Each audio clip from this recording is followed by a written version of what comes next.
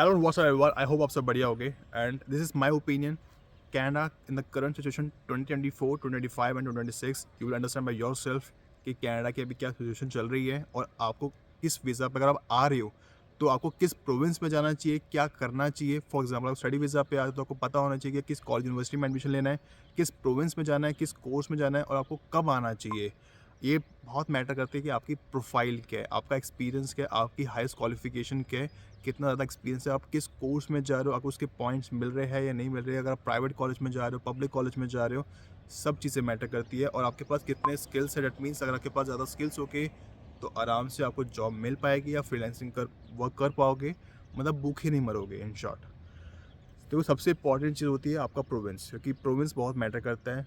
अगर आप Atlantic province में जाते हो, किसी भी 4 प्रोविंस में, या अल्बर्टा, सस्कैचुअन या यूकॉन प्रोविंस में जाते हो, तो आपके चांसेस ज़्यादा इन टर्म्स ऑफ पीआर।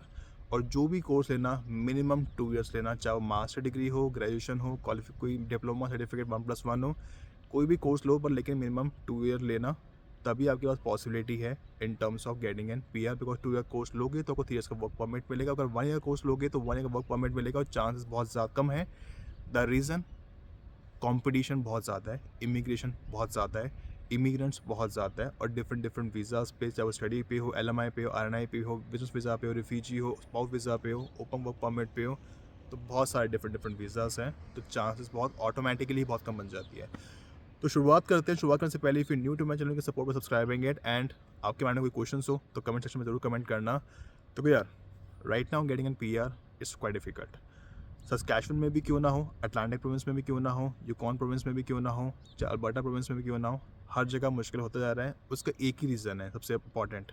पहली बात तो आपको जॉब नहीं मिलती, तो आप अपना एक्सपीरियंस बना नहीं पाते हैं। दूसरी इंपॉर्टेंट चीज़ जो इससे ही इंटर रिलेटेड है कि आपका जो वर्क परमिट है वो ख़त्म हो जाता है। आपको बाद में याद आता है कि मुझे अपना अभी वर्क परमिट ऐसे प्रोविंस से मूव होना है, या ऐसे स्किल्स चाहिए, या मेरे इतने स्कोर नहीं बन रहा, तो दूसरा रीज़न है। और जो मेन रीज़न है वो है कॉम्पिटिशन। कंपटीशन बहुत ज़्यादा है, सीट्स बहुत कम है। 2024 में से जो पीआर के लिए सीट्स है वो 4,85,000 है, और 2025-2026 में जो सीट्स है वो 5 लाख सीट्स है per year, each year. So think about your self कि आप कहाँ पे स्टैंड करते हो, आपकी क्या प्रोफाइल है, आपकी कितनी क्वालिफिकेशन है, आप किस कोर्स में जा रहे हो, आपका नॉक कोड क्या, आप किस इंडस्ट्री में जा रहे हो। ये सारी चीज़ें मैटर करती है। आपके पास जॉब अप्रूवल लेटर है या नहीं है, सब चीज़ें मैटर करती है। आपका इन शॉर्ट कितना स्कोर बन रहा है। और यार देखो, इतनी सीट्स नहीं है, और यहाँ पे जो टेम्परेरी रेजिडेंट है, जो लोग हैं डिफरेंट डिफरेंट वीज़ा पे, जो पीआर होल्डर कैनेडियन सिटीजन्स नहीं है, वो मोर देन 35 लाख है। सो थिंक कि आप कहाँ पे स्टैंड करते हो। और रिफ्यूजी यहाँ पे अराउंड 3 लाख के करीब है, और रिफ्यूजी में कोई रिसेक्शन कैपिंग नहीं है, उनको तो आराम से मिल जाएगा। उनके चांसेस ज़्यादा है इन टर्म्स ऑफ पे, अगर उनका जेन्युइन केस है, उनके पीआर के चांसेस बहुत ज़्यादा है एज़ कम्पेयर टू दोस्त जो इन्वेस्टमेंट करके आ रहे हैं। देखो, राइट नाउ अगर आप स्टडी वीज़ा पे आ रहे हो, पहले मैं बात करूँ स्टडी वीज़ा के रिगार्डिंग, तो इन्हीं प्रोविंस में जाना, आप किसी भी क्वालिफिकेशन आपकी हो, वो अटलांटिक प्रोविंस हो, अटलांटिक में 4 प्रोविंस आते हैं, किसी भी प्रोविंस में जाना, या अल्बर्टा हो या यूकॉन प्रोविंस हो, इन्हीं प्रोविंस में जाओगे तो चांसेस आपके बहुत ज़्यादा है। अगर आप आफ्टर 12th के बाद आ रहे हो तो आई वुड से मत आओ, कोई बेनिफिट नहीं है, आपके पॉइंट्स बनेगी नहीं, क्योंकि आपका क्वालिफिकेशन नहीं है, आपका एक्सपीरियंस नहीं है। और आपको यहाँ पे पॉइंट्स बनाने भी है, पीएनपी के अंदर भी, प्रोविंशियल नॉमिनेशन प्रोग्राम के अंदर भी, वो तभी पॉसिबल है जब आपको आराम से जॉब मिल पाए, और जब आपके पास जॉब अप्रूवल लेटर उसके 30 पॉइंट्स मिलते हैं। अगर आपको कोई एलएमआई का डॉक्यूमेंट दे देता है, लेबर मार्केट इम्पैक्ट असेसमेंट वाला, तो आपको उसके 50 पॉइंट्स मिलते हैं। और तब भी पॉसिबिलिटी ज़्यादा होती है जब आप किसी ऐसी इंडस्ट्री में वर्क करते हो जो डिमांडिंग जॉब हो, अच्छी इंडस्ट्री है, आप नॉक ए बी सी में आते हो, तो आपके चांसेस और ज़्यादा, क्योंकि आपको स्किल्ड लेबर के पॉइंट्स ज़्यादा मिलते हैं, क्योंकि वो स्किल्ड लेबर में आता है नॉक ए बी और सी। तो ये चीज़ें सब देखो, सारी चीज़ें मैटर करती हैं, सब चीज़ें मैटर करती हैं।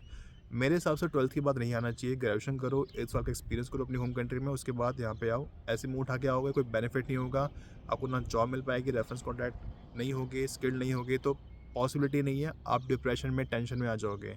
And same goes to graduation और मास्टर डिग्री के लिए भी कहीं कहूँगा, अगर आ रहे हो तो सही कोर्स चूज़ करना, और साथ ही साथ मिनिमम 2 ईयर्स, या और साथ ही साथ सही प्रोविंस को चूज़ करना, जो बहुत मेन और बहुत मैटर करता है। आपका सही प्रोविंस होना चाहिए। सबसे इंपॉर्टेंट चीज़, जितने ज़्यादा स्किल्स होगे उतना आपके लिए बेनिफिट है, चाहे वो नेल पेंटिंग हो, एक्सटेंशन हो, जिम के रिगार्डिंग हो, आपके पास बार्बर के रिगार्डिंग हो, प्लम्बर, मैकेनिक, शेफ़ के रिगार्डिंग हो, बेकरी के रिगार्डिंग हो, कुकिंग के रिगार्डिंग हो, हर चीज़ के रिगार्डिंग। कुछ भी हो, इवन फ्रेंच लैंग्वेज भी सीखोगे तो फ्रेंच भी स्ट्रॉ होते हैं। फ्रेंच में आपको part time, full time job मिल जाती है, बहुत ज़्यादा चांसेस होते हैं। आपके पास ऑप्शन बहुत सारे खुल जाते हैं, फिर आप फ्रीलांसिंग भी पढ़ा सकते हो, आप पैसे कमा सकते हो, अब भूखे नंगे नहीं मरोगे। मेरी बात सीधी-सी यही है कि भूखे नंगे नहीं मरोगे। अगर आप एलएमआई पे आते हो, कोई आपको एजेंट, इमिग्रेशन कंसल्टेंट ये बोल रहे कि हम आपको पीआर तक दिलवाएँगे। आफ्टर 12th के बाद आओ, ग्रेजुएशन के बाद आओ, मास्टर के बाद आओ, हमको पीआर दिलवाएँगे। देखो, आईआरसीसी का ऑफिस किसी के बाप के घर में नहीं खुला हुआ, ठीक है? और सीट्स बहुत लिमिटेड है इन टर्म्स ऑफ पीआर। तो कोई आपको ये बोल रहा है कि आपको पीआर भी दिलवाएँगे, वो फेक है। तो ये सब मज़ाक है, ओझा बनना कुछ नहीं है। ये सारी चीज़ें मैटर करती है आपकी क्वालिफ़िकेशन के ऊपर। आपके पास कितनी क्वालिफ़िकेशन है, क्या एक्सपीरियंस है आपके पास, उन पे मैटर करता है। जितना ज़्यादा अच्छा क्वालिफ़िकेशन होगी, ग्रेजुएशन या मास्टर डिग्री होगी, उतने ज़्यादा पॉइंट्स मिलेंगे। जितना ज़्यादा एक्सपीरियंस होगा, उतने ज़्यादा पॉइंट्स मिलेंगे। मिनिमम 3 इयर्स एक्सपीरियंस होना चाहिए एक्सप्रेस एंट्री में। और अगर पीएनबी में फाइल लगा रहे हो, जितना ज़्यादा आपके पास एक्सपीरियंस है, उतने ज़्यादा आपको पॉइंट्स मिलेंगे।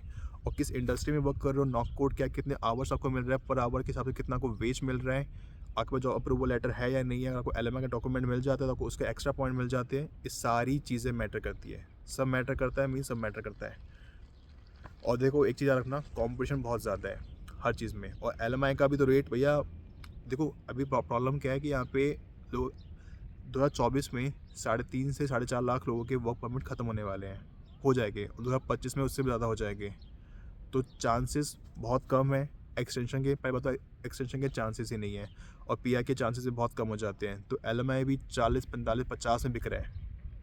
आजकल तो 20-25 से भी कम हो गए हैं, और 20-25 में अगर कोई दे भी रहा है तो नॉक डी या नॉक ई में दे रहा है, जिसमें लोअर क्लास आती है ना, लोअर वेजेस वाली जॉब आती है जिसके पॉइंट्स बहुत कम होते हैं, वो वाली जॉब मिल रही है। जो रेस्टोरेंट में है, क्लीनिंग की जॉब है, ये जॉब मिल रही है।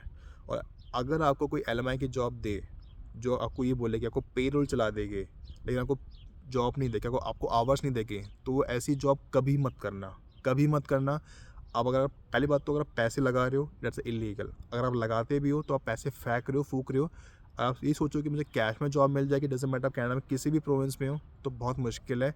Until and unless if you are having some kind of skills, और आपको जो भी जॉब मिलेगी आपको कैश में मिलेगी, आप कभी भी लीगली वर्क नहीं कर सकते, because it's a close work permit for 2 years। You can't work legally, you have to work illegally, और हमेशा कैश में करना पड़ेगा, हमेशा। और इसमें बहुत सारी चीज़ें ध्यान रखनी पड़ती है। एक बार if you caught once you will be deported, doesn't matter आप कनाडा में किसी भी प्रोविंस में रहते हो। और रेफरेंस कॉन्टैक्ट और स्किल के अलावा जॉब नहीं मिलती है। रेफरेंस कॉन्टैक्ट बहुत मैटर करते हैं, बहुत मैटर करते हैं। अगर आप सोचें मैं ऊबर चला लूँगा, डोरडैश कर लूँगा, लिफ्ट कर लूँगा, डिलीवरी का वर्क कर लूँगा, तो आप नहीं कर सकते, बिकॉज वो लीगली में आते हो, उसमें आपको अपना सिन नंबर देना होता है, सोशल इंश्योरेंस नंबर देना होता है। आप नहीं कर सकते हो कैश में जॉब, नहीं कर सकते हो, मतलब नहीं कर सकते हो। आपको मैं एक चीज़ कहना चाहूँगा, अगर आपकी अच्छी क्वालिफिकेशन है, अच्छा एक्सपीरियंस है, go for the RNIP, rural north immigration pilot program. अब मैं पायलट क्यों बोल रहा हूँ, क्योंकि ये पहले टेम्परेरी था, अब ये परमानेंट हो गया है। तो रूरल नॉर्थ इमिग्रेशन प्रोग्राम हो गया है। इसमें 11 कम्युनिटीज़ आती है, 5 ओंटारियो में, 2 मैनिटोबा में, अल्बर्टा में, सस्कैचुअन में, और एक ब्रिटिश कोलंबिया प्रोविंस में आती है। यहाँ पे जाओ, यहाँ पे आपको सीधा डायरेक्ट पीआर मिलता है। लास्ट 3 ईयर्स में आपके पास 1 ईयर का एक्सपीरियंस होना चाहिए, आपको ऑफर लेटर मिलना चाहिए इन सिटी में किसी भी एम्प्लॉयर के पास, और आपको रिकमेंडेशन लेटर मिलना चाहिए इन कम्युनिटीज़ में से, जो 11 कम्युनिटीज़ अभी आपको स्क्रीन पे शो हो रही है। तो ये मिल जाएगा, ऑफर लेटर, एक्सपीरियंस 1 ईयर का, लास्ट 1 ईयर का एक्सपीरियंस होना चाहिए लास्ट 3 ईयर्स में, और रिकमेंडेशन लेटर होना चाहिए कम्युनिटी से। तो it's easy for you to get a PR. Minimum 2 से मैक्सिमम 8 महीने लगेंगे आपको in terms of getting an PR. Means ITA मिलेगा, इन्विटेशन टू अप्लाई, उसके बाद आपको बाद में पीआर कार्ड मिलेगा। तो चांसेस इसमें ज़्यादा है, क्योंकि पैसे आपको वहाँ भी अगर फूकने हैं एलएमआई पे, और पैसे आपको वहाँ भी फूकने आरएनआईपी में, तो गो फॉर द आरएनआईपी। और आपको ऐसा नहीं कि एलएमआई में आपको हमेशा पैसे फूकने ही पड़े, मतलब पैसे को देने ही पड़ेंगे। देखो, अगर आप स्किल्ड लेबर हो, मैकेनिक में हो, प्लम्बर में हो, शेफ़ में हो, कंस्ट्रक्शन में हो, बेकरी में हो, फूड इंडस्ट्री में, कुकिंग में हो, तो आपके पास स्किल्स है, अच्छा एक्सपीरियंस है, तो आपको एलएमआई की फ्री की जॉब भी मिल जाती है। आप फेसबुक पे जाओ, बहुत सारे ग्रुप्स होते हैं, वहाँ पे आपको फ्री की जॉब भी मिल जाती है। लेकिन फ्रॉड और स्कैम से बच के रहना, और किसी एम्प्लॉयर से बात करो, jobsbank.gc.ca पे जाओ, वहाँ पे आपको जॉब मिल जाएगी। Only and only if you are skilled. अगर आप सोचो कि मुझे कैशियर की जॉब मिल जाए, फूड काउंटर अटेंडेंट की जॉब मिल जाए, क्लीनिंग की जॉब मिल जाए, ये कोई भी कर लेगा, ये बच्चा बच्चा कर लेगा, ये कोई स्किल्ड में नहीं आता। स्किल्ड मतलब स्किल्ड, उसमें चांसेस है आपको एलएमआई में फ्री में जॉब मिल जाए, वो भी तब जब आप धक्के खाओगे, जब आप बहुत मेहनत करोगे, रिसर्च करोगे, चेक करोगे, 100 500 600 हज़ार एम्प्लॉयर से बात करोगे तब जाके, अदरवाइज़ नहीं। आपकी बहुत किस्मत अच्छी है, आपको पहले एकदम से मिल जाता है तो अलग बात है, अदरवाइज़ नहीं। एंड यार आखिर में आपको मैं एक चीज़ कहना चाहूँगा, अगर आप स्टडी वीज़ा पे आ रहे हो तो यार देखो मेरे हिसाब से तो नहीं आना चाहिए, क्योंकि अगर आपकी क्वालिफिकेशन नहीं है और आपके पास स्किल्स नहीं है, क्योंकि जॉब्स यहाँ पे है नहीं, रेफरेंस कॉन्टैक्ट भी नहीं होगी, जॉब्स वैसे भी नहीं होगी, रेफरेंस कॉन्टैक्ट हो तब भी इतनी आराम से जॉब नहीं मिलती है। इवन आपके पास स्किल्स है तब भी आराम से जॉब नहीं मिलती है, ट्रस्ट मी इतने आराम से जॉब नहीं मिलती है। आपकी प्रोविंस, आपकी सिटीज़, ये सब कुछ मैटर करता है। यहाँ पे इतनी नौकरियाँ नहीं है, अपॉर्चुनिटी नहीं है, फैक्ट्री वेयर हाउस इंडस्ट्री यहाँ पे इतनी नहीं होती, जितनी भी चीज़ें होती हैं यहाँ पे सारी इंपोर्ट होती है। यहाँ पे सिर्फ 4-5 मेजर इंडस्ट्रीज़ हैं। एक है रियल स्टेट, इंश्योरेंस, इंश्योरेंस के एजेंट बन जाओ, ऑटोमोबाइल्स और इमिग्रेशन, सभी खुल के बैठे हुए हैं। यहाँ पे हर दूसरा बंदा इमिग्रेशन की सजेशन दे रहा है कि ये कर लो, वो कर लो, वो कर लो, ये कर लो। ये 4-5 इंडस्ट्री है, इन्हीं की डिमांड है, इन्हीं में आपको उसके लिए आपको लाइसेंस लेना पड़ेगा, यही है। या हेल्थ केयर, आईआईटी की जॉब्स भी इतनी नहीं है। आईआईटी का आपको जॉब से मिलेगी वैंकूवर साइड, या वैंकूवर आइसलैंड में, या विक्टोरिया में, या ओटावा सिटी, या टोरंटो सिटी। इनके अलावा और जॉब्स नहीं है, और यहाँ पे बहुत कम है, बहुत कम चांसेस है। क्योंकि देखो यार, एक खुद दिमाग लगाओ, कोई कंपनी अगर इन्वेस्टमेंट करती है, वो चाहती है मुझे रिटर्न चाहिए, और अगर कोई इन्वेस्टमेंट करेगा रिटर्न चाहिए।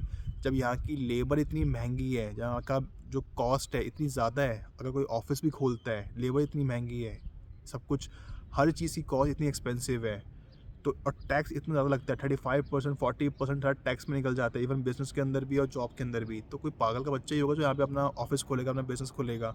वो चाहेगा कि भैया मेरे को ऐसे बंदे तो मेरे को इंडिया में मिल जाते हैं, वियतनाम में मिल जाते हैं, ताइवान में मिल जाते हैं, या किसी और ऐसी कंट्री में मिल जाते हैं जहाँ पे इंग्लिश ज़्यादा बोली जाती है, वहाँ पे लेबर चीप है, कॉस्टिंग कम लगती है। तो वो कहेगा कि मैं आउटसोर्सिंग ऐसी कंट्री से करूँगा, ऐसे लोगों को हायर करूँगा जो चीप हो, जहाँ पे मुझे कम इन्वेस्टमेंट पे ज़्यादा मुनाफा हो, जो कि कनाडा के केस में नहीं है। ये इंडिया के केस में है, ताइवान के केस में है, वियतनाम के केस में है, ऐसी कंट्री के केस में है। कनाडा के केस में नहीं है। यहाँ पे लेबर बहुत एक्सपेंसिव है, लैंड बहुत एक्सपेंसिव है, ऑफिस खोलना बहुत एक्सपेंसिव है, बिल्स पे करना बहुत एक्सपेंसिव है, हर चीज़ की इतने सारे टैक्सेस हैं यहाँ पे रेंट टैक्स भी लगता है। टोरंटो सिटी के अंदर टैक्स इतना ज़्यादा है, बिजनेस पे टैक्स ज़्यादा है। तो अगर जॉब करते हो, आपका 35% 25% उसमें टैक्स में निकल जाता है minimum, depending upon province to province, कहीं ज़्यादा कहीं कम है। कमोडिटीज़ में यहाँ पे टैक्स नहीं लगता, लेकिन वो कहने वाली बातें हैं, सारी चीज़ें इंपोर्ट होती है फॉरेन कंट्री से, खासकर लैटिन कंट्री से। जितने भी खाने पीने की चीज़ें हैं, चाहे वो मैक्सिको हो, पेरू हो, कोलंबिया हो, या ग्वाटेमाला हो, या कोई भी एक्स वाई जेड कंट्री हो, जितने भी ऑटोमोबाइल्स की चीज़ें हैं वो सारी चाइना से या यूएस से आते हैं। इवन इवन जो मेरे पास एक बिज़नेस है वेप का, उसमें जितने भी प्रोडक्ट्स हैं, 90% भी नहीं, 98% भी नहीं, 100% सारी चीज़ें चाइना से या यूरोप से आती है। तो यहाँ पे मैन्युफैक्चरिंग का इतना है ही नहीं स्कोप।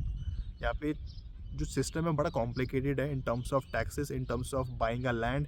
अगर आप ये सोचो कि मैं घर खरीद लूँगा, it's not that easy, it's not that easy. और I would suggest you one thing, never compare yourself with others, because हर किसी की डिफरेंट डिफरेंट प्रोफाइल होती है, हर किसी का डिफरेंट डिफरेंट बैकग्राउंड होता है, हर किसी के पास स्किल्स डिफरेंट डिफरेंट होते हैं, किसी के पास है, किसी के पास नहीं है। आप मुझको अपने आप से कंपैरिजन नहीं कर सकते, मैं आपको अपने आप से कंपैरिजन नहीं कर सकता। हम बस इम्प्रूव कर सकते हैं एक दूसरे को, हम अपने आप को इम्प्रूव कर सकते हैं, लेकिन कंपैरिजन मत करो। वो सोचो कि उसके पास इतने पैसे मेरे पास नहीं है, या वो सक्सेस ले चुका है और मैं नहीं कर पा रहा। तो हर किसी की डिफरेंट डिफरेंट स्टोरी होती है, हर कोई डिफरेंट डिफरेंट टाइम पे आता है, हर कोई डिफरेंट डिफरेंट प्रोविंस लोकेशन पे, स्किल्स है, कोर्सेस है, उसने क्या किया है, उसके रेफरेंस कॉन्टैक्ट, सब कुछ मैटर करता है। तो वीडियो को मैं यहीं पे एंड करता हूँ। वीडियो आई थिंक काफ़ी लंबी हो गई है, but this is a reality. अगर मैं आपको एक चीज़ कहना चाहूँ, अगर आप स्टडी वीज़ा पे आ रहे हो, सोच समझ के आओ, ज़्यादा क्वालिफिकेशन है, ज़्यादा एक्सपीरियंस है तभी आओ, और सही प्रोविंस को चूज़ करना, सही कोर्स चूज़ करना तभी आओ। किसी के एजेंट को, इमिग्रेशन कंसल्टेंट का दिमाग मत लगाओ, अपना माइंड लगाओ, रिसर्च करो, चेक करो, उसके बाद देखो आपको बेनिफिट हो रहा है या नहीं हो रहा। अगर हो रहा है तभी आओ। सेम गोज़ टू एलएमआई पे, अच्छी क्वालिफिकेशन है, अच्छा एक्सपीरियंस है अपनी होम कंट्री में, तभी एलएमआई पे आओ। आपकी इंडस्ट्री, आपका नॉक कोड, आपका पर आवर के हिसाब से, आपकी लोकेशन, आपका प्रोविंस, सब मैटर करता है। अगर आप लोकेशन कहने का मतलब, अगर रूरल एरिया में जाते हो उसमें एक्स्ट्रा पॉइंट्स मिलते हैं, सिटी में जाते हो उसके एक्स्ट्रा पॉइंट्स मिलते हैं। आप कनाडा के अंदर फिजिकली प्रेजेंट हो तो आपको work permit with in 4 months में मिलता है।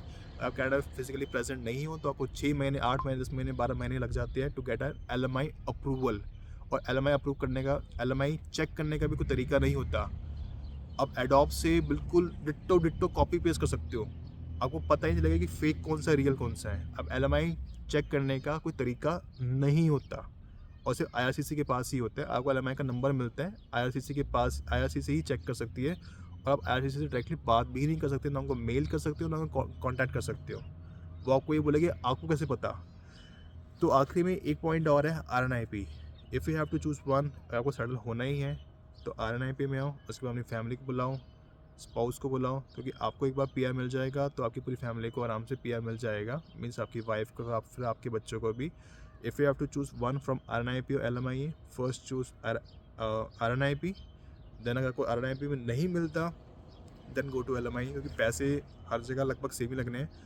आर एन आई पी में थोड़े से ज़्यादा लगने हैं as compared to L M I, क्योंकि हमें पी आर मिलना के चांसेस बहुत ज़्यादा हैं और वहाँ पे आपको डायरेक्ट पी आर भी मिल जाता है अराउंड। अगर आपको डायरेक्ट पी आर लेना है तो अभी जो रेट चल रहा है, जितना मुझे ध्यान है, आई थिंक 40 से 50 हज़ार के बीच में है। और कई कई जगह कुछ ऐसे भी जो 35 हज़ार भी मांग लेते हैं, वो बहुत कम केसेस। अगर आपको 35 से मिल रहा है go for it, but remember one thing, it's illegal. So video में पेंट करता हूँ and if you have any other question regarding anything just let me know in the comment section. और वीडियो पसंद आती है तो शेयर ज़रूर करना। तब तक के लिए गुड बाय।